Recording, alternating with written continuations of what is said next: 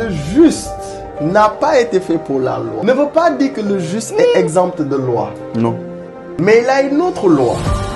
Comprends que tant que la justice n'a pas été greffée à toi, tu peux penser au royaume, vouloir entrer dans le royaume, mais tu dois avoir des vêtements de justice. Yes, come on.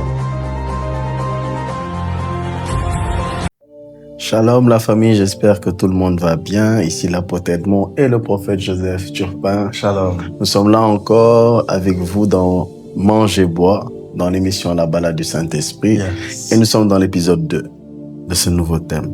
Nous allons commencer par la prière et je vais laisser la parole au prophète Joseph. Père, dans le nom de Jésus, nous te rendons grâce, nous te disons merci pour cette parole que tu nous donnes encore ce jour. Nous te prions, Seigneur, de prendre le contrôle total de ce qui va se faire encore, de parler à ton peuple, de nous utiliser comme des instruments afin que ton peuple soit béni. Merci pour ta grâce et pour ta fidélité. À toi soit toute la gloire dans le nom de Jésus. Amen. Amen. Amen. Mon prophète, donc on est dans Mange et Bois. Nous sommes à l'épisode 2. Il y avait beaucoup de choses qui ont été dites la première fois. Effectivement. Et je crois que beaucoup vont se poser certainement des questions. Et je crois que Dieu t'a mandaté et t'a chargé avec beaucoup de réponses pour le peuple de Dieu. Come on. Right. Mon apôtre, c'est juste wonderful. C'était vraiment très fort de pouvoir voir cette différence, de voir en fait le graphé, le logos, le réma, et de se rendre compte qu'en fait l'histoire de l'humanité a commencé par une nourriture. Yes. Et le salut de l'humanité s'est achevé par une nourriture. Comment? Donc, c'est juste wonderful. Et mon apôtre, beaucoup de questions ont été suscitées, j'imagine, par nos chers auditeurs, auditrices, voilà, qui ont le désir de comprendre certaines choses. Et je me rappelle lorsque tu parlais de deux choses qui m'ont beaucoup interpellé et qui m'ont beaucoup fait du bien. Lorsque tu parlais de ce qui fait grandir la foi, parlant de l'enseignement, et que l'onction travaille avec le réma. Yes. Et que lorsque tu disais aussi que tu comprends par là que un nouveau converti, ou bien quelqu'un qui ne connaît pas encore le Seigneur, on comprend pourquoi le Seigneur dit aller et prêcher. Très bien, parce que ça produit quelque chose, ça produit la foi. Voilà, il y a quelque chose qui est formé pour que quelque chose se passe. Et à un moment donné, j'étais en train de suivre un peu une certaine logique. Et j'ai eu l'image d'une calculatrice. Yes. N'est-ce pas? Et on voit que la calculatrice, en fait, elle englobe plusieurs choses. L'addition, prenons l'exemple d'une simple calculatrice, l'addition, la soustraction, la multiplication et la division. Yes. Mais on comprend par là que dans ce qu'on appelle le logos calculatrice, il renferme plusieurs autres logos. Yes. Ces différentes opérations qu'on a citées. Yes. Et si je comprends bien mon apôtre, parce qu'en même temps je parle aussi de la part de ceux qui nous suivent, à un moment donné, nous tous on peut avoir accès à les 4 types d'opérations qu'on vient de citer. Oui. Mais le réma, en fait, c'est lorsque aujourd'hui, je prends l'exemple, l'apôtre Edmond vient, qui va faire 1 million plus 1 million, on dit égale 2 millions. Yes. Donc, il y a eu un réma qui a été exécuté dans le logos qui s'appelle, addition, Yes. et qui est dans calculatrice. Yes. Et que moi, si je viens et je fais 1 million fois 2, là, j'ai mon réma qui m'est propre par rapport à la multiplication. Yes. Et ce que tu expliquais lorsque tu nous parlais de, par exemple, tous les hommes sont composés de 46 chromosomes, 23, mais les caractères, en fait, qui s'expriment, c'est ça qui représente le réma. Yes. Et ça m'a poussé à me poser une question. C'est que la Bible dit quelque chose dans Hébreux chapitre 11. Parce que, effectivement, et mon apôtre, j'aimerais lire quelque chose. Hébreux chapitre 11, on peut le lire avec la version, si possible, King James française. Hébreux 11. Hébreux 11, à partir du verset 3. Hébreux 11, verset 3, version King James King James française. Ok. Alors la Bible nous dit, par la foi, nous comprenons que les mondes ont été disposés par la parole de Dieu, de sorte que les choses qui se voient n'ont pas été faites de choses qui paraissent. Et mon apôtre, lorsque tu parlais de la prédication, l'impact que ça a, tu as même parlé de l'exhortation aussi, mais particulièrement lorsque tu as touché le point de l'onction travaille avec la prédication. Avec le réma. Avec le réma plutôt. Et que j'ai dit, l'onction travaille. La prédication. C'est quelque chose. C'est quelque chose. Avec le réma. Et là, on voit qu'on nous dit que c'est par la foi que nous comprenons que les mondes ont été disposés par la parole de Dieu. Mais ce qui est étrange, c'est qu'ici, cette disposition, le mot parole, c'est le mot réma. Yes, c'est le mot réma. C'est le mot réma. Et on nous dit aussi les mondes. Dans une autre version, on nous dit que le monde. Yes. Mais ici, on nous parle de les mondes. Ça veut dire qu'il y a eu des mondes qui ont eu une forme. Donc, je comprends par là que mon apôtre, le réma, donc, a la capacité de donner une forme à quelque chose. Tout comme l'exemple qu'on prenait de l'addition et de la multiplication. Il y a une forme qui est donnée. Mais on remarque qu'il y a quelque chose qui est contenu dans cette forme. Dans l'addition, il y a toujours le logos de l'addition. Et il y a toujours le logos de la multiplication. Et mon apôtre, j'aimerais bien que tu puisses expliquer ces choses. On aimerait comprendre en fait, sur la base de comment tu avais fini les épisodes précédents. Et c'est quelque chose qui nous intéresse. Beaucoup. Là, je parle de la part de nos chers téléspectateurs que je resalue encore et que j'encourage à pouvoir partager l'émission. Abonnez-vous, likez. Voilà, n'hésitez pas. Et sachez que c'est pour vous que par la grâce de Dieu, nous sommes ensemble. Mon apôtre. Ok. Alors, on va lire Ézéchiel 37 peut-être pour essayer d'illustrer cette parole-là. Oui. Ézéchiel 37. Ézéchiel 37, nous sommes au verset 4. Ok. Ézéchiel 37, le verset 4. Il me dit, prophétise sur ces eaux et dis-leur, ossements desséchés, écoutez la parole de l'Éternel. On connaît l'histoire. Ézéchiel va avoir des ossements desséchés. Il va commencer... Dieu va lui demander est-ce que les eaux peuvent revivre. Il va dire, Éternel, tu le sais. Et Dieu va lui prophétiser sur ces eaux et dis-leur ainsi parle l'Éternel. Et ce qui va nous intéresser, c'est au verset 9. Ok, le verset 9, il me dit, prophétise et parle à l'esprit. Prophétise, fils de l'homme, et dis à l'esprit, ainsi parle le Seigneur l'Éternel. Esprit, viens des quatre vents, souffle sur ces morts et qu'ils revivent. Donc, il dit prophétise à l'esprit. Parle à l'esprit. Et dis à l'esprit, ainsi parle le Seigneur l'Éternel. Vous savez, quand on parle de l'esprit, on parle aussi de quelque chose, une substance qui est spirituelle. Et quand on parle du spirituel, on rentre naturellement dans le monde spirituel. Et lorsqu'on parle également d'une autre chose qui est l'onction, on parle d'une substance qui est spirituelle. Maintenant, ici, on voit Ézéchiel à qui Dieu lui dit, prophétise à l'esprit. Et dis à l'esprit, ainsi parle l'Éternel. Donc, Ézéchiel va donner une parole de l'Éternel. De l'Éternel, oui. Pour un temps précis, un temps T précis. Pour une circonstance précise. Donc, cette parole-là, c'est un réma. Donc, lorsqu'il va lui dire, donne le réma, il va venir, il va relâcher le réma. Au moment où il va relâcher le réma, et d'ailleurs, j'ai une petite chose qui est venue dans mon esprit pendant que je parle comme ça. Il va relâcher le réma. Et quand il va relâcher le réma, il dit, le réma est en train de dire à l'esprit, souffle. Donc, l'esprit entend le réma et l'esprit suit le réma, ce qu'il dit. La Bible nous dit que les anges obéissent à la voix de sa parole. Right. On n'a pas dit qu'ils obéissent à la parole. C'est Psaume 100... Et le psaume 103, je pense. 103, verset 20. Verset 20, oui, effectivement. Qui dit les anges qui sont puissants, etc., qui obéissent à la voix de sa parole. En fait, exactement. La parole peut être la parole logos, mais la voix qui va faire entendre le logos, c'est le réma. Right. Donc, le réma fait que les anges eux-mêmes, ils suivent le réma.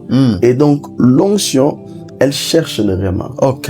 Et la petite parenthèse que je voulais dire, lorsqu'on regarde parmi les dons, si on veut être très précis selon comment la parole le dit, la Bible parle des différents dons, des différents dons spirituels, les différents dons du Saint-Esprit. Yes. Et on nous cite dans 1 Corinthiens 12, on nous en cite 9. Right. Lorsqu'on regarde ces 9-là, on nous dit à l'un, let's go. On va aller, c'est 1 Corinthiens 12. Ouais. Il est dit quelque chose. Oui. Et je crois que ça va aider. C'est à partir du verset 4, il y a diversité de dons. Oui. Mais le même esprit. Diversité de ministère, mais le même Seigneur. Diversité d'opération, mais le même Dieu qui opère tout en tous. Alors à chacun, la manifestation de l'esprit est donnée pour l'utilité commune. Yes. En effet, à l'un est donné par l'esprit une parole de sagesse. À un autre, une parole de connaissance, selon le même esprit. À un autre, la foi, par le même esprit. À un autre, le don de guérison, par le même esprit. À un autre, le don d'opérer des miracles. À un autre, la prophétie. À un autre, le discernement des esprits. À un autre, la diversité des langues. Et à un autre, l'interprétation des langues. Right. Maintenant, ici, il nous est dit, on nous parle des dons. Oui. Et on nous fait comprendre que la prophétie est un don. Right. Donc ici, on parle de l'esprit qui se manifeste. Oui. Mais on nous parle de paroles de sagesse et de paroles de connaissance. De connaissance, ouais. Sauf que chose étrange, dans ce texte, il n'est pas utilisé le mot réma pour la parole de connaissance ou pour la parole de sagesse. Ok. Il est utilisé le mot logos. Donc c'est une science. Donc c'est une science. Ok. Donc ça veut dire... J'aime bien comment tu souris. C'est toi le prophète, hein? Moi, je suis apôtre. Je parle sous ton contrôle. Je suis pas... Je suis un apôtre. Comment? Mais donc, je comprends que si il y a un logos de connaissance, ça veut dire qu'il y a des skills. Il y a des skills, right? Ça veut dire c'est pas... C'est des skills. Oh my God, j'aime ça. C'est quelque chose qui doit être implémenté. Qui doit être implémenté. Il y a une façon de faire dans ce domaine-là. Comment? Ça veut dire, c'est pas genre... C'est pas du random. Non, c'est pas du random. C'est-à-dire, si le mot était réma, on aurait pu comprendre que ça te tombe dessus. Effectivement. Ça veut dire, en fait, si c'est réma de connaissance. Yes. Si c'est, parce que le mot connaissance d'abord, c'est gnosis. C'est gnosis. Si c'est réma gnosis, normalement, si on regarde, ça veut dire qu'en fait, je viens, je te vois.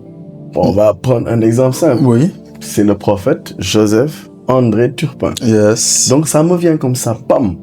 C'est un réma. Ouais. C'est venu. Right. Et je viens et je dis, Joseph, quelqu'un comprend. Et après c'est fini. Après c'est fini. Et après, bon, si c'est pas Joseph qui est venu, si c'est par exemple, disons, une situation que tu vis, ou bien quelque chose, une information dans ta vie, c'est venu. Ok. Boum. Ok. Et comme c'est venu, je ne peux pas moi, parce que n'oublions pas, c'est un don. C'est un don. Peut-être on ne devait pas trop pousser dedans. Effectivement, parce que l'addition est un don. L'addition est un don. Qui est dans la calculatrice. Ça veut dire qu'on peut prendre la calculatrice. Oui. Et faire 2 plus 3. Effectivement. Après, on peut faire 6 plus 9. Voilà. Après, on peut faire 15 plus 25. Donc, bien. Ça dépend. Ça dépend de l'usage. De l'usage. Qu'on fait du don. Qu'on fait du don. Voilà. Ok. Lionel Messi a un don. Il a un don. Avec son pied gauche. Voilà. On a vu. Ouais. Bon. Cristiano Ronaldo a un don. Il a un don.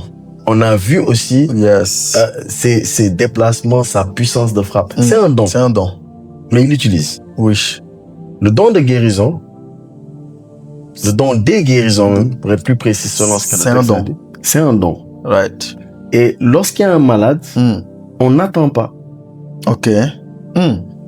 Attends, parce que là, continue mon apôtre. C'est-à-dire, le malade Oui. est là. Il est là.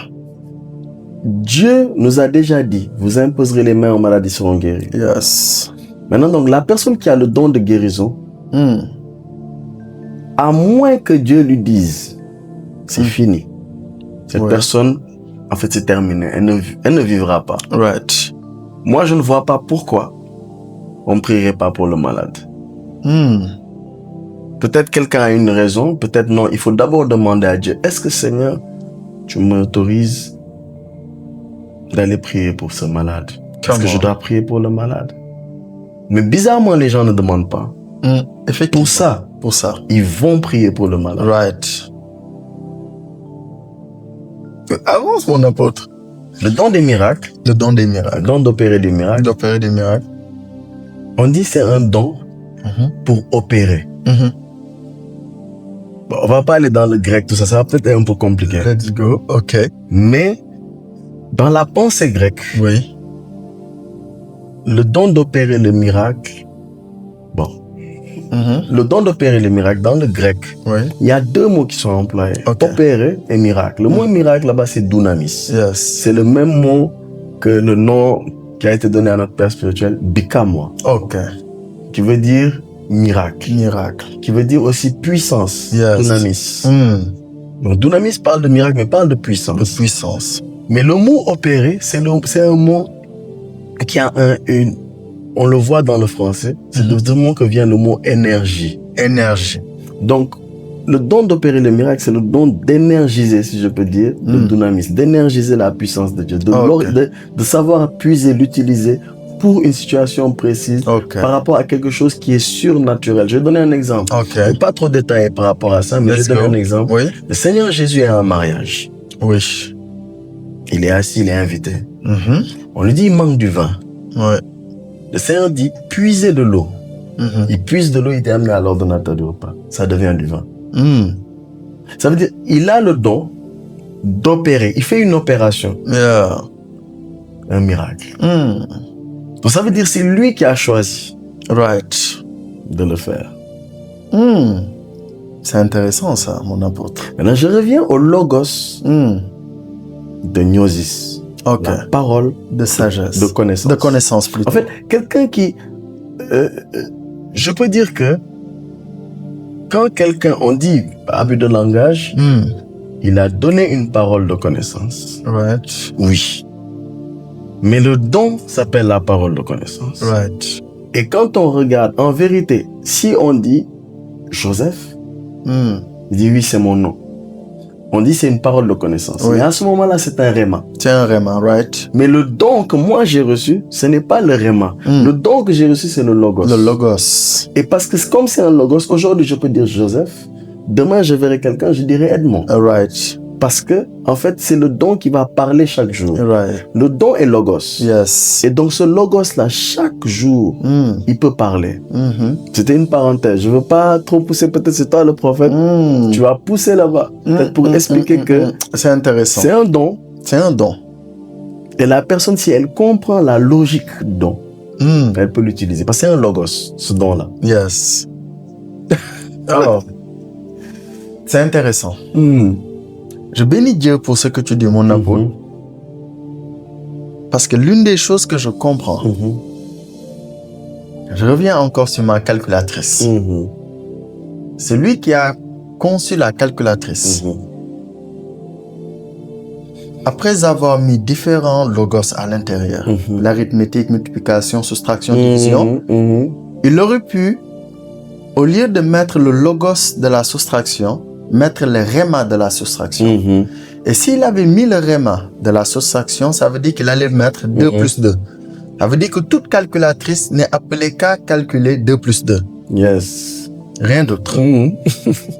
Mais comme celui qui a fait la calculatrice savait que il fallait que quelqu'un puisse avoir le don,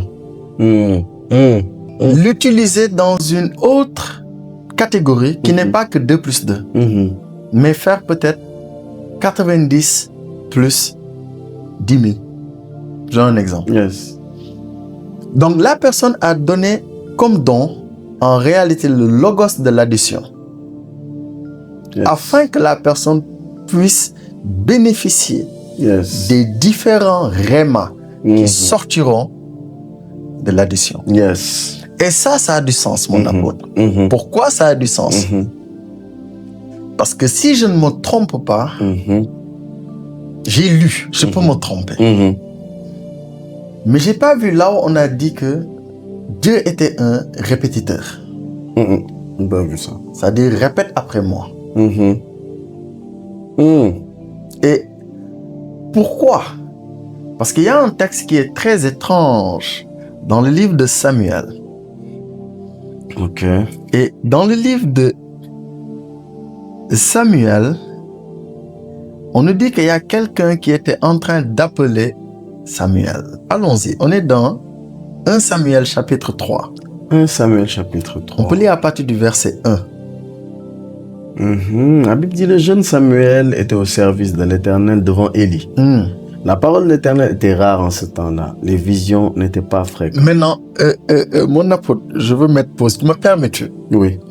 Parce que tu as touché quelque chose, la parole de sagesse, mais la parole de connaissance. Connaissance. Logos, gnosis. Yes. Mais le verset nous dit, ce qui était rare, en fait, c'était pas les visions. C'était la parole de l'Éternel. C'était rare. Et conséquence, Les visions n'étaient pas fréquentes. Ça veut dire que donc ce qui alimentait les visions, c'est la parole de l'Éternel. Come on. Caramba, Satan. On arrive. Mais on nous dit que la parole de l'Éternel était rare. Pourtant, notons quelque chose. Il y avait l'arche de l'Alliance. Et à cette époque, il y avait les tables de la loi qui étaient là-bas. Ils étaient présents physiquement. Mais comment se fait-il que la parole de l'Éternel était rare? Alors que les tables de la loi étaient là-bas. Là. Mais ce qui est étrange, c'est qu'en fait, les visions n'étaient pas rattachées aux tables de la loi, mais à la parole de l'Éternel qui était rare. Come on. On peut avancer un peu. Avance, prophète. Donc, on comprend que si la parole de l'Éternel elle est fréquente, donc les visions seront fréquentes. Ok, on peut continuer.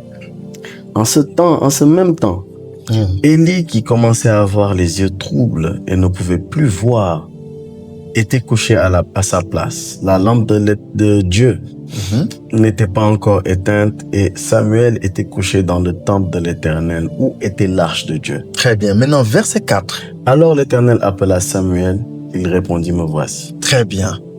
Maintenant, on nous dit que l'Éternel a appelé qui? Samuel. Il répondit, me voici. Yes. On connaît l'histoire. Et je me base sur ce que tu nous as expliqué avec le logos gnosis, parole de connaissance. On va voir que quand il va dire me voici, il est allé vers Élie. N'est-ce pas? Parce qu'il pensait que c'était Élie qui l'appelait. Et l'un des détails que j'aime, donc il a entendu un réma. Yes. Et le réma s'est adressé à lui. Mais qui parlait? C'était le logos qui parlait, qui l'a appelé. Il a entendu, mais il est parti voir Élie. Et à un moment donné, la Bible nous dit quelque chose au verset 7. Samuel ne connaissait pas encore l'Éternel. Et la parole de l'Éternel ne lui avait pas encore été révélée. Ça veut dire que donc, ce qui lui a été révélé, ce n'était pas les visions. La parole de l'Éternel. C'était la parole de l'Éternel. En fait, cette science qui faisait que Dieu pouvait utiliser une voix identique à celle de Élie. Mais c'est Dieu. Yes. Prophète. Et que je veux dire par là, Yes. c'est que ça veut dire que la parole de l'Éternel, si elle est présente, il y a besoin de révélation par rapport à cette logique. Parce que c'est la logique de Dieu fait que il peut prendre la voix de quelqu'un alors que c'est Dieu qui appelle. Yes. Mais on nous dit que cette parole ne lui avait pas encore été révélée. Cette parole de l'Éternel qui était rare. Donc on comprend. Mais ce qui est étrange, là où je veux en venir, c'est que l'appel a continué. Yes. L'appel a continué. Samuel. Ma question, mon apôtre, ce qui faisait que l'appel continuait, est-ce que c'était quoi? Je veux que quelqu'un nous explique. Qui était en train de parler?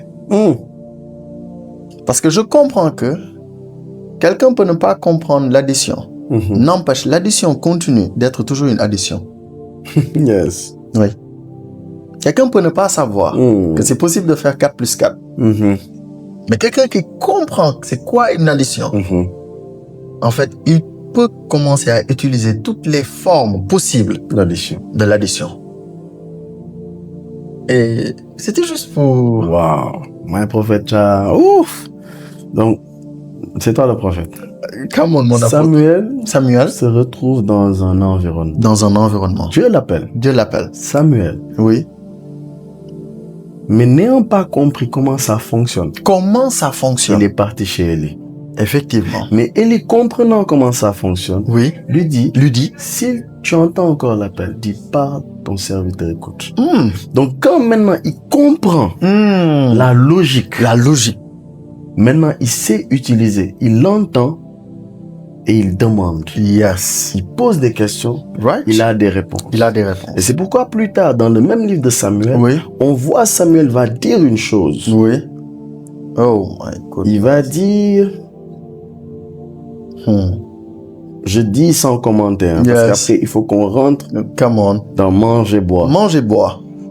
Et on vous souhaite encore bon appétit. Yes. On est dans 1 Samuel chapitre 9. Oui. My God. Chapitre 9. Oui. Excusez-moi, on est à la fin. Yes. Lorsque Samuel va rencontrer Saül. Oui. Et il va lui dire une chose. Il va lui dire, c'est au verset 19. Ok. Samuel répondit à Saül, c'est moi qui suis le voyant. Monte devant moi au haut lieu et vous mangerez aujourd'hui avec moi. Je te laisserai partir demain et je te dirai tout ce qui se passe dans ton cœur. Et il enchaîne. Ne t'inquiète pas des ânesses que tu as perdues il y a 3 jours, car elles sont retrouvées. Comment Samuel se tient? Il regarde seulement. Oui. Et il lui dit, je vais te dire ce qu'il y a dans ton cœur. Tout ce qui se passe dans ton cœur. Tout ce qui se passe dans ton cœur. Comment Samuel a cette assurance? Qu'il peut tout lui dire qu'il y a dans son cœur. Yes. C'est qu'il y a quelque chose qu'il a compris. Il a compris quelque chose. Quand il était jeune, il n'avait pas encore compris. Non. Mais là, il a compris. Il a compris. Donc, il y a un don qui est en lui. Oui. Mais qu'il sait utiliser. Il lui dit, les ânesses, ne t'inquiète pas pour ça. Parce que c'est retrouvé. Les gens ont retrouvé. Saül était venu pour savoir où sont les ânesses. Oui. C'était ça en fait. Il n'était pas venu pour la royauté. Non. Dieu a parlé à Samuel en lui disant, voici celui que je vais te l'envoyer. C'est lui qui va être le chef du peuple. C'est ça. Donc, Samuel s'assoit. Et il y avait un repas qui l'attendait. Ok. Il prépare le repas. Oui. Il lui dit, il y a un repas. On doit manger. On mange et boire. Ok. Donc, sur cette base-là, il dit comme ça à Saül. Il lui dit, faut pas t'inquiéter. Les ânesses-là sont déjà retrouvées. Comment Samuel sait que ça a été retrouvé? Et en plus, il précise, il donne une précision. Il dit, ne t'inquiète pas des ânesses que tu as perdues il y a 3 jours. Oui. Donc, il sait exactement c'était quand c'était perdu. Oui. prophète. Right. Mais je veux qu'on aille quelque part. Oh, il faut, let's go. L'onction Oui. suit le réma. L'onction suit le réma. J'ai compris, mes prophètes, que tous les personnages que nous avons vus dans la Bible, Oui.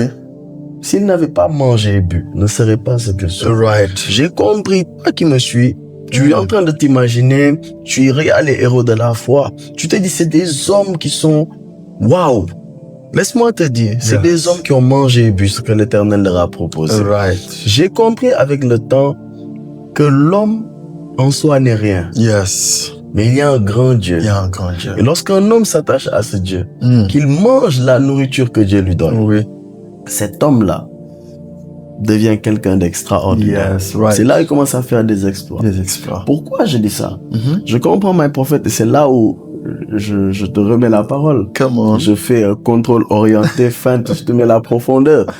J'ai compris mes prophètes Yes, une oui. chose, Oui. c'est que les héros de la foi, Mm. tout ce qu'ils ont pu faire, c'est sur la base de deux choses. Des choses. Le Seigneur Jésus disait, on l'a dit dans l'épisode Oui. précédent, celui qui vient à moi n'a pas faim. N'a pas faim? Celui qui croit en moi n'a N'a pas pas soif. soif. Donc ça veut dire que celui qui vient à lui est en Il train de mange. manger.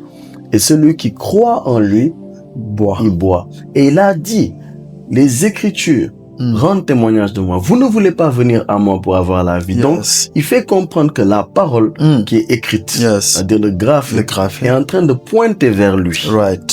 Et que donc le graphe est là. En fait, pourquoi les gens ils lisent le graphe Oui. et pourquoi ils viennent pas à lui? C'est parce que le graphe là expose une logique, Yes. donc le logos. Yes. Donc celui qui a le graphe mais qui n'a pas le logos ne peut Mm. pas venir à Jésus. Vérité. Donc c'est le logos qui fait venir vers Jésus. Right. Et j'ai compris que quand quelqu'un rentre dans le logos, Mhm. à un moment donné, Dieu va lui parler dans le Yes. logos. Yes. Mais qu'à un moment, Dieu va lui envoyer une parole, Mm. réma. Et Right. cette parole-là va développer la foi en lui. Yes. Et va créer la foi, je vais même dire en lui. Mhm. Il va s'attacher à ça. Il est en train de boire. Yeah. Mais celui qui croit en moi n'aura N'aura soif. pas soif. Donc je comprends, mes prophètes, que plusieurs Oui. dans la Bible, pour ne pas dire tous, Oui. sont passés par cette étape de manger et de boire Right. à la table du Seigneur, ce que le Seigneur leur propose. Vérité. Et j'aimerais commencer par une personne. Come on. En donnant cette personne, après je te laisse la parole. Avance, Je mon veux parler du père de la foi. Yeah. Il s'appelle Abraham. Mm. Nous sommes dans Genèse. Ok. Nous sommes dans Genèse, le chapitre 14. Oui. Genèse 14, nous sommes à partir du verset 18 jusqu'au verset 20. Ok. Après qu'Abraham, bon, allons-y, verset 18. Oui. Melchizedek, roi de Salem, fit apporter du pain et du vin. 2 points. Il était sacrificateur du Dieu très haut. Il bénit Abraham et dit, béni soit Abraham par le Dieu très haut, maître du ciel et de la terre. Béni soit le Dieu très haut qui a livré tes ennemis entre tes mains, et Abraham lui donna la dîme de tout. Ok. Yes. Ici, Mm. il faut qu'on explique Melchizedek. Ah, il faut... On est prêt. Je vais y aller. Et top chrono, aller vite. Let's go. Parce que je dois expliquer qui est Melchizedek Mm. pour ceux qui nous suivent, pour Yes. ne pas qu'ils soient perdus. Right. Let's go. Ça va peut-être faire couler beaucoup d'encre et beaucoup de salive. Donc, Mais nous allons regarder dans nos Bibles ensemble. Ouais, prophète, let's go. il faut parler de ces choses. Oui, il faut parler de ces choses. Voilà. Nous sommes dans Hébreux chapitre 7. Ok. Hébreux chapitre 7. On va lire certains versets. Ok. On va commencer par le premier verset jusqu'au verset 3. Ok. On va lire étape par étape. D'accord. Hébreux chapitre 7 à partir du verset 1. En effet, ce Melchizedek, roi de Salem, sacrificateur du Dieu très haut, qui alla au-devant d'Abraham lorsqu'il revenait de la défaite des rois, qui le bénit, et à qui Abraham donna la dîme de tout, qui est d'abord roi de justice, Il est roi de justice. d'après la signification de son nom. Ok, donc c'est le roi de justice. Le roi de D'après la justice. signification de son nom. Yes. Ok. Ensuite, roi de Salem, c'est-à-dire roi de paix. Roi de Salem, c'est-à-dire roi de paix. Donc Yes. c'est le roi de paix. C'est le roi de paix. Ok. Qui est sans père, Mm. sans mère, Mhm. sans généalogie, Mhm. qui n'a ni commencement de jour, ni fin de vie, mais qui est rendu semblable au Fils de Dieu. Ce Melchizedek demeure sacrificateur à perpétuité. Prophète, il y a un problème ici. Explique-nous. On nous dit que Melchizedek, il n'a pas de papa. Il n'a pas de papa, pas de maman. Il n'y a pas de problème pour ça. Oui. On a vu Adam, il n'avait pas de papa biologique ni de maman Ni biologique. de maman biologique. D'accord. Sans fin de vie, il n'y a pas de souci. Il n'y a pas de souci. Mais sans commencement de jour, il y a un problème. Il y a un big Parce que les anges ont un commencement. Ils ont un commencement. Ils n'ont pas de fin. Yes. Peut-être. Ceux qui sont avec Dieu, Oui. ils ont un commencement. Ils ont un commencement. Mais lui, il n'a pas de commencement et il n'a pas de fin. On vient de nous dire dans ce verset que Melchizedek est éternel. Yes. Oh, il y a un seul qui est l'éternel. Il y a un seul. Donc là, il y a un problème. Il y a un problème. La deuxième chose qu'on nous dit, nous sommes au verset 7. Verset 7. Or, c'est sans contredit l'inférieur qui est béni par le supérieur. Et ça succède plutôt le verset 6 qui nous dit qu'Abraham a été béni par Melchizedek. Yes. On dit, et il bénit celui qui avait les promesses. Donc, sans contredit, l'inférieur est béni par le supérieur. Yes. Donc, Abraham est inférieur, Melchizedek est supérieur. En fait, il y a un autre problème là-bas. Un autre problème. Et donc, après ça, le dernier verset peut-être qu'on va voir, Oui. on est au verset 23. Verset 23. De plus, il y a eu des sacrificateurs en grand nombre, parce que la mort les empêchait d'être permanents. Verset 24. Mais lui, parce qu'il demeure éternellement, possède un sacerdoce qui n'est pas transmissible. Maintenant, quelque part, on va nous dire que Jésus est sacrificateur selon l'ordre de Melchizedek. Il y a un gros problème. Parce qu'aujourd'hui, le Seigneur Jésus, c'est notre Seigneur. Et c'est lui notre Seigneur. C'est notre Sauveur. C'est notre Sauveur. Il est notre Roi. Right. Il est le Prince de paix. Right. Là, on nous présente quelqu'un qu'on dit que c'est le Roi de paix. On nous dit que Jésus, il est notre justice. Oui. Et là, on nous présente le Roi de justice. Yes. Et la Bible nous dit quelque chose. Il est sacrificateur à perpétuité. Donc, éternellement, dans l'éternité, Oui. il est sacrificateur. Il est sacrificateur. Et on nous dit que son sacerdoce n'est pas transmissible. Parce qu'on nous dit ici, lui, parce qu'il demeure éternellement. Puisqu'il demeure éternellement, quoi? Il a un sacerdoce qui n'est pas transmissible. Donc, j'aime bien montrer cette illustration. Supposons que c'est ça le sacerdoce. Oui. Supposons que je joue le rôle de Melchizedek. Melchizedek, comment? Tu joues le rôle de notre Seigneur Jésus-Christ. Alléluia, let's go. Ça, c'est le sacerdoce. Yes. Il n'est pas transmissible. Je ne peux pas le transmettre. Quelqu'un ne peut pas le recevoir. Quelqu'un d'autre ne peut pas le recevoir. Il y a un problème. Il y a un problème. Parce que comment, alors, Jésus a reçu le sacerdoce selon l'ordre de Melchizedek? Parce que la Bible nous dit que le sacerdoce n'est pas transmissible. Ce n'est pas transmissible. Parce que lui, il ne meurt pas. Oui, on a expliqué pourquoi. Oui. C'est les souverains sacrificateurs, quand ils mouraient, il devait transmettre quelque chose. Mais lui, parce qu'il ne meurt pas. Il ne meurt pas. Le sacerdoce là n'est pas transmissible. Donc la question que je vous pose à quelqu'un, comment Melchizedek a pris et a donné à Jésus alors que ce n'est pas transmissible?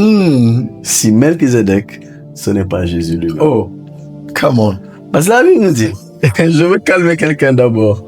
La Bible nous dit, il y en a peut-être derrière l'écran qui vont dire, non, l'apôtre, là, c'est, oh là là. Prenez juste le temps, soufflons, respirons. N'oubliez pas, c'est manger, boire. C'est manger, boire. La nourriture doit venir et le breuvage. Exactement. Let's go. Donc, Melchizedek, oui, si c'est pas Jésus lui-même. Très bien. Parce qu'un jour, Abraham, le Seigneur Jésus va le dire dans Jean 8, vers le verset 56, 57. Effectivement. Il va dire, Abraham, votre père, s'est réjoui. Il a vu mon jour et il s'est réjoui. Il s'est réjoui. Il a tressailli de joie de ce qu'il verrait mon jour. Il l'a vu et il s'est réjoui. Il s'est réjoui. Non, mais toi, tu n'as même pas 50 ans, tu dis tu as vu Abraham. C'est étrange. Mais un jour, Melchizedek vient. Voit Abraham, il amène du pain et du vin. Il dit à Abraham, mange et bois. Épisode 2. Yes. Donc, lorsqu'il vient, il amène le pain et le vin. Naturellement, laissez-moi vous dire qu'Abraham a mangé et bu. Et en plus, ils ont mis 2 points. Il était sacrificateur du Dieu très haut. Je pense la technique pourra remettre le verset pour les gens. Il y a un 2 points. Il y a un 2 points. Pour préciser, c'était un sacrificateur. Pourquoi? Parce qu'il a amené un sacrifice. C'est un sacrifice. Donc, il a amené le pain et le vin. Il a amené la nourriture et le breuvage. Il a dit, ma chair est vraiment nourriture, mon sang est vraiment breuvage. Donc il a amené cela. Et lorsqu'il a amené cela, la Bible nous dit, Abraham, après va lui donner la dîme, les prophètes. Je me suis rendu compte, c'est dans Luc 16, où il y a l'histoire de Lazare et du riche, qu'à un moment donné, la parole que Jésus va dire notre Seigneur va s'accomplir en Abraham. Parce que notre Seigneur va dire que celui qui boit de cette eau-là, celui qui boit, des fleuves d'eau vont couler de son sein. Et je vois dans Luc 16 que Abraham, à un moment donné, il va être dans son propre sein avec Lazare. Et le riche va être dans le séjour des morts. Il va dire, mais s'il te plaît, Père Abraham, dis à Lazare de tremper son doigt dans de l'eau. Parce que cette eau-là s'est formée le jour où Jésus, notre Seigneur, a rencontré Abraham sous la forme de Melchizedek. Et qu'Abraham a mangé et a bu. Donc, en mangeant, Abraham s'est approché de Jésus. Et en buvant, il a cru. Il a cru en lui. Oh, donc Abraham, c'était un chrétien. Abraham donc était un chrétien. Il a mangé, il a bu. Il a cru en Jésus. C'est pourquoi il a pu porter en son sein, il a pu porter la postérité, c'est-à-dire Jésus-Christ. Tant qu'il ne pouvait pas. C'est pourquoi.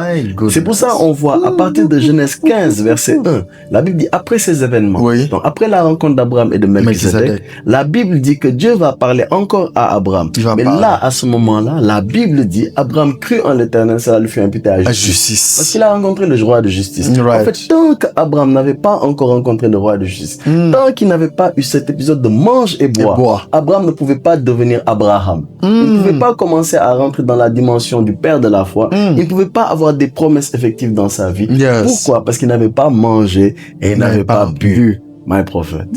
My goodness. Mais Jesus Christ of Nazareth.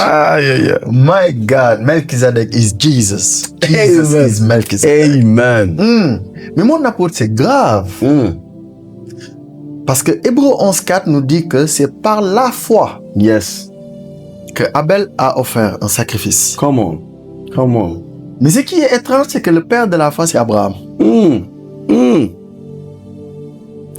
Ça veut dire que la foi n'a pas commencé avec Abraham. La foi n'a pas commencé avec Abraham. Mais c'est lui le père. C'est lui le père. À cause de ce qu'il a mangé, de ce qu'il a bu. Et mon apôtre, là, je comprends quelque chose qui me fait du bien. Parce que la Bible nous dit dans le livre de Jean, qu'à un moment donné, tu nous l'as expliqué lors de l'épisode 1, le premier Adam, en fait, son ministère a commencé par le fait de manger. Mais on n'a pas indiqué le breuvage. Non. N'est-ce pas? Mais le dernier Adam, quand il est venu, son ministère a commencé par il a eu faim et ensuite il a eu soif. Et quelque chose de bizarre s'est passé. Parce qu'à la croix, il y avait une rencontre avec... Et mon apôtre, j'aimerais qu'on lise d'abord un passage. C'est dans Éphésiens, le chapitre 4. Éphésiens, chapitre 4. À partir du verset 9. Éphésiens, chapitre 4. Moi, si je suis allé dans Hébreu. Non, c'est bon même, c'est quelque chose. Éphésiens 4, à partir du verset 9. Verset 9. Or, que signifie il est monté, sinon qu'il est aussi descendu dans les régions inférieures de la terre? Donc, l'apôtre Paul nous fait comprendre que nous savons qu'avant que Christ ne monte, il est descendu où? Dans les régions inférieures. Dans les régions inférieures de la terre. Mais, mon apôtre, il y a un problème. Explique, prophète. Le problème, c'est que j'aimerais comprendre quelque chose. Ce que je veux comprendre, c'est le Seigneur Jésus va dire quelque chose qui est très, très, très, très, très étrange. La Bible nous dit que avant de monter, il est quoi? Descendu. Il est descendu. D'accord. Maintenant, moi, j'aimerais comprendre quelque chose. Dans le livre de Jean, c'est là-bas où on voit, il dit, j'ai soif. N'est-ce pas? la fin de son ministère. Mais il va se passer quelque chose dans le livre de Luc.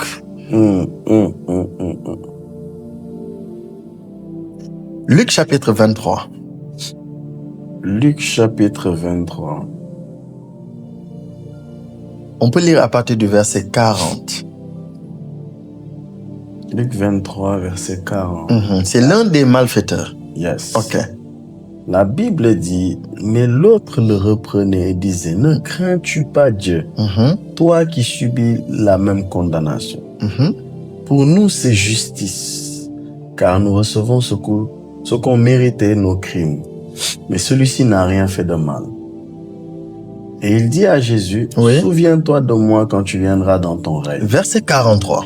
Jésus lui répondit, je te le dis en vérité, aujourd'hui tu seras avec moi dans le paradis. Mais mon apôtre, il y a un problème. Oui. Parce que l'apôtre Paul vient de nous dire dans Éphésiens, que signifie qu'il est monté? Sinon, il est descendu dans les régions inférieures de la terre. Yes. Mais comment se fait-il que le Seigneur de gloire dit qu'il va amener cet homme dans le paradis avec lui? Mon apôtre, j'aimerais comprendre. Parce que ce paradis-là, à l'instant là, lorsque le Seigneur parlait, il ne devait pas d'abord monter. Il devait d'abord descendre. Il devait d'abord descendre. Mais moi, je croyais que le paradis, en fait, était au jardin d'Éden. Prophète, vas-y. Je veux comprendre. Parce que c'est dans le paradis qu'il fallait manger et boire. Et c'est là-bas où on a vu dans Luc 16, le riche dire, demande à Lazare de tremper son doigt, que je puisse boire. Mais comment le Seigneur peut dire qu'on va descendre et je vais te déposer dans le paradis? Dieu avait-il planté un paradis dans les régions inférieures de la terre? Mon apôtre, je veux comprendre. Ah, ouais, prophète, avance. Parce que c'est terrible. Mon apôtre, je veux comprendre. Ah, parce qu'il y a une contradiction. Ah, c'est bizarre. Et le Seigneur de gloire, il a dit, aujourd'hui, tu seras avec moi dans le paradis. Et s'il dit dans le paradis, alors que nous savons que l'homme avait été chassé d'un lieu. Yes. Il dit, je vais t'amener là-bas. Yes, le jardin. Le jardin. Il y avait un jardin. Mais ce jardin-là, tu sais, mon apôtre, je me suis longtemps posé une question. Yes, vas-y. David va dire quelque chose de très terrible. Dans le psaume 23. Parce que le psaume 23, effectivement, nous savons que David était un berger. On comprend cela. Mais ce qui est terrible, David dit quelque chose, disons le verset 2, le verset 3. Mais qui s'est des rois de justice, mais aussi roi de Salem. Salem, ça dit la paix. La paix. Ok. Il me fait reposer dans de verts pâturages. Il me dirige près des eaux paisibles. Jusque-là, moi, je suis d'accord. Il y a de verts pâturages, il y a des eaux paisibles. Je suis d'accord. Il n'y a pas de problème. Mais ce qui me choque arrive. Continue. Il restaure mon âme. Il me conduit dans les sentiers de la justice à cause de son nom. Jusque-là, je suis d'accord. Yes. Mais on a besoin de savoir où est-ce que tu es actuellement, David. Yes. Est-ce qu'on peut parler? On peut parler. Tu me permets de parler? Vas-y. Ok, on va voir où est-ce qu'il est. Lisons, verset 4. Quand je marche dans la vallée de l'ombre de la mort, je ne crains aucun mal, car tu es avec moi. Ta houlette et ton bâton me rassurent. Mais ce qui est bizarre, mon apôtre, la vallée de l'ombre de la mort, en fait, ne se trouve pas sur la terre, mais dans les régions inférieures de la terre. Maintenant, ce qui est bizarre, il dit que dans les régions inférieures, là, dans la vallée, parce qu'une vallée, c'est un lieu bas. Yes. N'est-ce pas? Yes. Il dit, ta houlette et ton bâton me rassurent. Ça veut dire qu'il y a un berger là-bas. Mais comment un berger peut paître un troupeau dans la vallée de l'ombre de la mort? Et je comprends mieux. Quand David dit, j'habiterai dans la maison de l'Éternel. Ça veut dire qu'il n'habitait plus dans la maison de l'Éternel. C'est ce qu'il exprime. J'habiterai tous les jours dans la maison de l'Éternel. Ça veut dire qu'il n'y habitait plus. C'est normal. Parce que c'est lui qui a dit que les morts ne te célèbrent pas.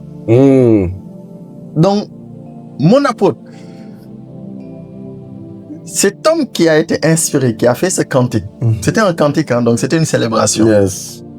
Vous savez qu'il y a un lieu qui n'était pas censé être un lieu comme ça. Il y a un système qui a été créé. Et que dans le sein d'Abraham, si Lazare s'est retrouvé là-bas, c'est que beaucoup de ceux qui espéraient en Christ avant qu'il ne vienne ont mangé et ont bu là-bas. Et ça se comprend que le bandit à la croix, le paradis dont il était question, c'est ce lieu-là qui avait été créé par la rencontre de Melchizedek. Et que c'était pour qu'on attende celui qui devait conduire le peuple et les faire sortir de la vallée de l'homme de la mort par sa résurrection. Donc, on a pour comment aujourd'hui cet homme peut donner ce cantique. Il dit, j'ai mangé des choses vertes et j'ai bu des eaux paisibles. Et il introduit la notion de la justice à cause de son nom. Mais celui qui porte le nom de justice, c'est pas Melchizedek. Si je ne me trompe pas. Sadek. C'est lui. Mon apôtre. My goodness. My prophète. Mange et bois. Je comprends, my prophète. Je comprends. Abraham a une rencontre extraordinaire. Et j'ai compris, en fait, en mangeant et en buvant, en fait, il y avait quelque chose qui était là. Aujourd'hui, lui, il a mangé bien avant nous. Le pain et le vin. Nous le mangeons aujourd'hui. La position peut-être par rapport à l'épisode de Christ qui a été crucifié est différente. Nous, on l'a mangé après. Lui, il l'a mangé avant. Mais il y a une chose. Pourquoi on l'appelle le père de la foi? Quand on regarde, comme tu l'as dit, Abel, c'est par la foi qu'Abel. C'est par la foi que Noé. C'est par la foi que des gens avant Abraham. Donc, normalement, s'il devrait avoir un père de la foi, ça devrait être Abel. Parce que c'est le premier qu'on mentionne dans l'histoire de l'humanité qui a eu la foi. Sauf que Abel peut pas être le père de la foi. Il n'y a qu'Abraham qui pouvait être le père de la foi. Pourquoi? La réponse est dans Hébreux, le chapitre... Hébreux, le chapitre 11. Hébreux 11. La réponse est là-bas. Et la réponse va montrer qu'en fait, c'est la nourriture qu'Abraham a mangée. Et le breuvage qu'il a bu, qui a fait qu'il a pu devenir le père de la foi. La réponse est à partir du verset 17. My goodness. Jusqu'au verset 11, verset 17. C'est par la foi qu'Abraham offrit Isaac, lorsqu'il fut mis à l'épreuve et qu'il offrit son fils unique, lui qui avait reçu les promesses, et à qui avait été dit en Isaac sera nommé pour toi une postérité. Il pensait que Dieu est puissant, même pour ressusciter les morts, aussi le recouvra-t-il par une sorte de résurrection. Come on. En vérité,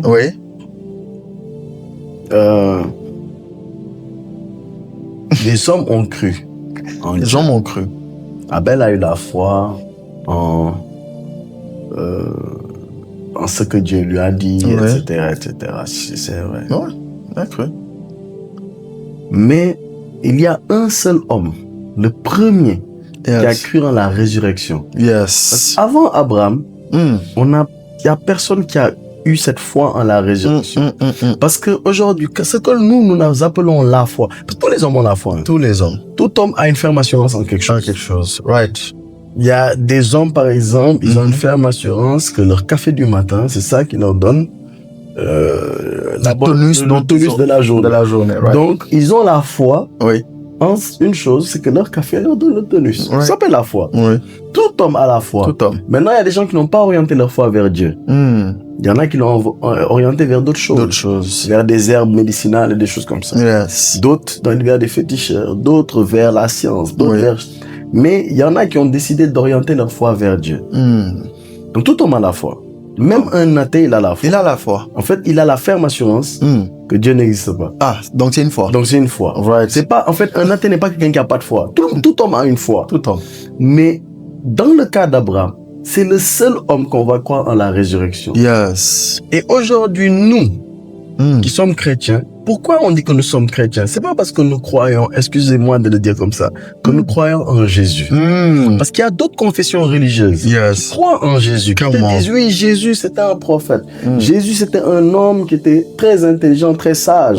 C'était un homme qui a fait ci, qui a fait ça. Yes. Mais la différence entre nous et les autres, c'est que nous croyons en la résurrection de Jésus-Christ. Right. Donc la bonne nouvelle est basée, même quand on va dire la première fois d'aller annoncer la bonne nouvelle aux femmes, c'était parce qu'il est ressuscité. C'est pour ça, la bonne nouvelle, c'est qu'il est ressuscité. Right. Excusez-moi, la bonne nouvelle, c'est pas qu'il est mort. Oh, come on. La bonne nouvelle, c'est qu'il est ressuscité. Maintenant, pour qu'il ressuscite, il fallait qu'il meure. Donc, dans le processus de résurrection, on parle de mort. Yes. Maintenant, Abraham est le premier qui a cru au processus de la résurrection. Come on. C'est le premier qui a cru et qui a vu cette préfiguration en Isaac, qui représentait le fils. Yes. Abraham, le père. Abraham qui a donné son fils. Yes. Qui a tant aimé qu'il a donné. Je sais pas si quelqu'un suit. Et lorsqu'il a donné son fils, il avait cette assurance, cette foi-là, que même si Isaac meurt, Isaac va ressusciter. Yes. Donc le premier qui a cru en la résurrection et qui a ouvert ça par sa foi, dans ce monde-là, c'est Abraham. Donc il est le père de la foi. Pas le premier à avoir cru en Dieu, non. Mais il est le père de ceux qui croient en la résurrection. C'est pour ça qu'il dit, il est notre père à nous. Yes. Parce que il est le premier qui a cru en la résurrection. Mais comment il a fait pour croire en la résurrection? Comment? C'est parce qu'à la différence des autres, Abraham a mangé le corps et a bu le sang de notre Seigneur. Alléluia. Pourquoi? Quelqu'un va dire, mais non. Homme de Dieu, ce que tu dis, c'est faux. Parce que le Seigneur Jésus a été crucifié après. Oh, come on, my God. Voilà. Le Seigneur Jésus. Donc, mon apôtre, je comprends quand tu parles de la foi par rapport à la résurrection. Oui. C'est pourquoi l'apôtre Paul pouvait dire, si il parlait à l'église, et il disait, si Christ n'est pas ressuscité, alors votre foi est vaine. Yes. C'est 1 Corinthiens 15, je crois. Ah, je crois bien, c'est ça en fait. Si Christ n'est pas ressuscité, la foi est vaine. 1 Corinthiens 15, 17. Et si Christ n'est pas ressuscité, votre foi est vaine. Vous êtes encore dans vos péchés. 1 Corinthiens 15, 17. Donc, la résurrection de Christ fait que le péché, tu n'es plus dans ton péché. Yes, right. C'est ça en fait. My God. Mais ça, on va commenter ça après. Dieu. On est dans Apocalypse 13, verset 8. Ok. Apocalypse 13, le verset. Je vais le lire dans la version second 21. On va lire dans le second, puis dans second 21. D'accord, je suis dans lui second. Ok. On dit, et tous les habitants de la terre l'adoreront, ceux dont le nom n'a pas été écrit dès la fondation du monde, dans le livre de vie de l'agneau qui a été immolé. Ok, ça c'est lui second. Second 21. Ok. Second 21 nous dit quoi? C'est Apocalypse combien? 13, verset 8. Et après, on regardera King James. On va regarder 3 versions. Ok. Donc, je suis déjà sur la King James. Ok, vas-y sur la King James. Ok, King James, verset 8. Et tous ceux qui demeurent sur la terre l'adoreront, ceux dont les noms ne sont pas écrits dans le livre de vie de l'agneau qui a été tué dès la fondation du monde. Ici, on nous dit que l'agneau a été tué dès la fondation du monde. Oui. Dans lui second, on nous dit que c'est les noms qui ont été écrits dès la fondation du monde. Oui. Dans second 21. Second 21, on nous dit, et tous les habitants de la terre l'adoreront, tous ceux dont le nom n'a pas été inscrit dans le livre de vie de l'agneau, offert en sacrifice, et ce, dès la création du monde. Donc ici, on nous dit encore que l'agneau a été offert dès la création du monde. Maintenant, je vais vous poser la question à quelqu'un. Quelqu'un va camper sur lui second. Non, c'est les noms qui ont été écrits dès la fondation. Yes. Mais ici, on nous dit que l'agneau a été offert dès la fondation du monde. Yes. L'agneau a été offert spirituellement. Si quelqu'un n'est pas d'accord, j'ai juste une question à lui poser. Come on. La Bible dit, c'est par les meurtrissures de Jésus que nous sommes guéris. Si c'est par les meurtrissures de Jésus que nous sommes guéris, comment Jésus a guéri les malades pendant son ministère? Deuxième chose, comment, on va aller plus loin encore, comment Élisée Oui. a pu guérir Naaman de la lèpre? Parce que la guérison a été donnée Yes. par les meurtrissures de l'agneau. Right. Donc si l'agneau n'a pas été d'abord immolé dès la fondation du monde, il y a un problème. Il y a un problème. Il y a un sérieux problème. Ça veut dire que donc le salut devient un plan B. Yes. Mais sur la base de ce qu'on vient de lire, le C'est le salut seul plan. ça a été le seul plan. Et ça a été le plan A. Le plan A. Le plan parfait. Parfait. The only one. C'est celui que Dieu avait établi dès la fondation du monde. Yes. Il savait déjà l'homme va pécher, mais laisse-moi faire ce sacrifice. Et donc, puisque ce sacrifice a été fait Jesus. depuis la fondation du monde, je comprends qu'Abraham, ce qu'il a mangé, c'est le corps et le sang du Seigneur. Come on. Oh, on va aller plus loin. On va aller plus loin. Jesus, La Bible nous dit, parce que c'est le pain et le vin. Oui. Et le Seigneur n'a pas pris ça comme au hasard. Vous savez, Non. le jour où Abraham a pris le pain et le vin, Oui. on n'a pas expliqué. On n'a pas expliqué. Mais le Seigneur, en donnant le pain, il a dit ceci est mon corps. Et en donnant le vin, il dit ceci est mon sang. Right. Donc, lors du repas de la Pâque, on voit que certaines familles avaient du pain à table, ils prenaient des coupes de vin. Oui. Certains juifs, même jusqu'à aujourd'hui, ont cette pratique-là. Mais il y en a qui ne savent pas pourquoi. Ils ne savent pas c'est quoi. Right. Mais lorsque la chose n'est pas révélée, c'est comme ce que tu as dit. Samuel était dans le temple. Oui. Il y avait l'étape de la loi. L'étape Mais la de la- parole n'était pas encore révélée. On dit pas la parole n'était pas. On dit la parole de l'Éternel était rare. Rare. Mais quelle parole? Quelle parole? C'est la parole révélée. Parce qu'on dit la parole Yes. n'avait pas encore été révélée. Révélée. Parce qu'il y avait une parole qui était là. Chaque jour, il voyait l'arche. Right. Il y avait les tables là-bas. Right, C'était right, la right. parole. Right. C'était pas encore révélé. Révélé. Donc quelqu'un peut avoir le pain et le vin, mais il n'y a pas encore la révélation Vérité. de pourquoi est-ce que cette chose est là. Yes. Et donc on voit une chose, mes prophètes, dans Yes. cela. Oui, mon apôtre. On voit qu'Abraham, il a pris du pain. Il a pris du vin. Et pour le prouver, je vais donner ce passage dont j'ai dit, dont j'ai God. parlé, pour montrer qu'en fait, la chose a toujours été présente dans la Bible. Nous sommes dans le livre de Juges. Yes. Nous sommes dans Juges, nous sommes au chapitre 6, avec Yes. un homme qui s'appelle Gédéon. Gédéon. Gédéon qui est le vaillant héros. La Bible va nous dire une chose. Verset 11. On nous dit, puis vint l'ange de l'Éternel et il s'assit sous le térébinthe d'Ophra, Oui. qui appartenait à Joas de la famille d'Abiézer. Gédéon, son fils, battait du froment au pressoir pour le mettre à l'abri de Madian. Donc, à quel moment la vie de Gédéon va shifter? C'est au moment où Gédéon est au pressoir. Mais le mot pressoir ici en hébreu, c'est le mot gat. Or, gat ne veut pas dire seulement pressoir, c'est un pressoir à raisin. C'est là-bas où on presse le raisin pour après en faire du vin. Come on. Mais il est en train de battre quoi? Dans l'endroit où il y avait le raisin, là où il y avait le vin, ou là où il y avait le sang, Yes. il est en train de faire quoi? On dit il est en train de battre du froment. Or, le froment, c'est le blé qui a été battu pour pouvoir faire après de la farine et après en faire du pain. Donc, on voit que dans ce lieu-là, il est dans le pressoir Yes. pour mettre à l'abri de Madian. Il met un contact entre le pain et le vin.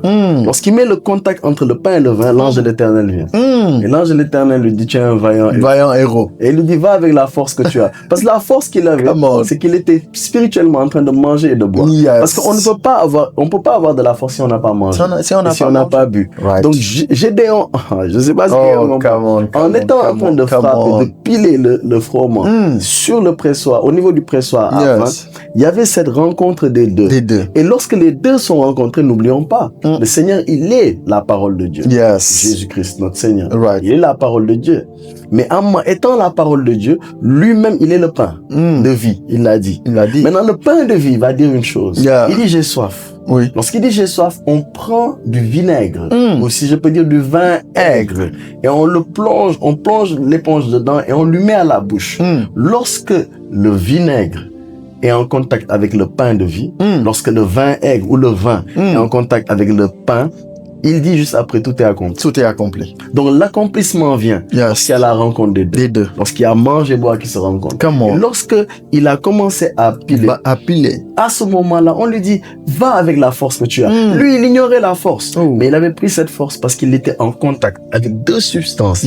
Lorsqu'on les mélange, ça donne quelque chose d'explosif, my goodness. Woo, my God. Mais, mon frère, non, mon apôtre, ça c'est terrible, quoi. Non, c'est terrible. Il y a quelque chose qui te vient. Oh, Il faut que tu, non, faut que tu nous bénisses. je suis en train de manger et de boire. Et de boire. Oui.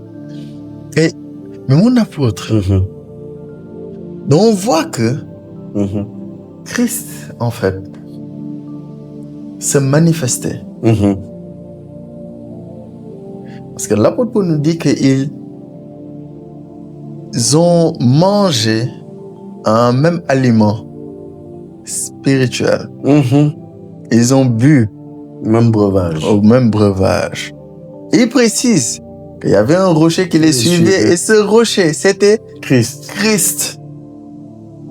Donc, on comprend que Christ. Et mon apôtre, par rapport à ce que tu as dit, que tu as sorti d'Apocalypse 13, aujourd'hui, on voit dans nos maisons. On va remarquer que souvent, il y a un petit combat avec les souris. Mais ce qui est étrange, c'est que le piège est là avant la souris. Yes. Maintenant, c'est parce que la souris, on ne lui a jamais révélé que le piège était là. Pourquoi il pense que le piège est venu après lui? Non, le piège était là. Mais il n'y avait rien pour activer cela. Yes. Donc je comprends que le plan de Dieu, comme tu le dis, c'était un plan d'éternité. Avant même que l'homme ne soit. C'est-à-dire ce plan-là, mais ce plan n'avait jamais été révélé. Donc je comprends mon apôtre que c'est pas parce que quelque chose n'est pas révélé que la chose n'est pas. Comment? D'ailleurs, il y a un verset juste pendant que tu étais en train de parler qui me bénit par rapport à ce que tu étais en train de dire. La Bible nous dit quelque chose de très simple, hein? Dans Éphésiens chapitre 3, le verset 4. Éphésiens 3, verset 4. Bon, commence à partir du verset 3. Verset 3. C'est par révélation que j'ai eu connaissance du mystère sur lequel je viens d'écrire en peu de mots. Oui. En les lisant, vous pouvez vous représenter l'intelligence que j'ai du mystère de Christ. Verset 5. Verset 5. Il dit quelque chose de La Bible terrible. dit, il n'a pas été manifesté au Fils des hommes dans les autres générations. Donc ça existait. Ça existait. Comment? Mais il n'avait pas été Révélé. révélé. Comme il a été révélé maintenant par l'Esprit aux saints apôtres et prophètes de Christ. Alléluia. Donc ça veut dire que ce mystère aujourd'hui, Yes. c'est ça qui est en train, c'est cette parole qui s'accomplit. Yes.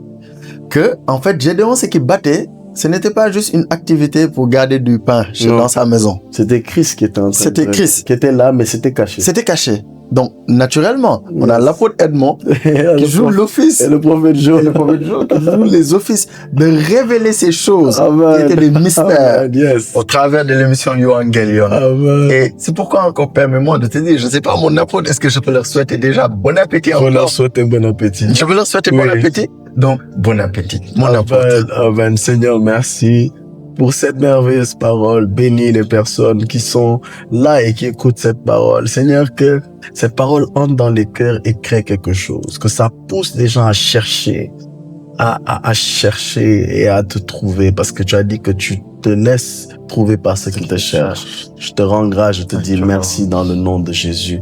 Amen. Amen. Alors, partagez, likez. Vous allez remarquer qu'on met souvent des énigmes, on ne donne pas tout d'un coup. C'est pour pousser les gens à chercher. Parce que l'objectif, c'est pas que les gens soient connectés à l'apôtre Edmond, au prophète. Yes. C'est que les gens cherchent Jésus. Alléluia. Alors, cherchez, prenez vos Bibles. Vous allez trouver encore d'autres choses. Yes. Dieu va vous parler. Et voilà, likez, partagez. On se dit à très vite pour le prochain épisode. Shalom à vous. Shalom. Vous désirez être partenaire de votre émission La Balade du Saint-Esprit? C'est possible et simple. À partir de 10 000 francs, devenez partenaire ponctuel ou mensuel. Vous souhaitez passer par Wave ou Orange Money? Un seul numéro. 77 856 44 39. La Balade du Saint-Esprit, une émission en Christ pour vous.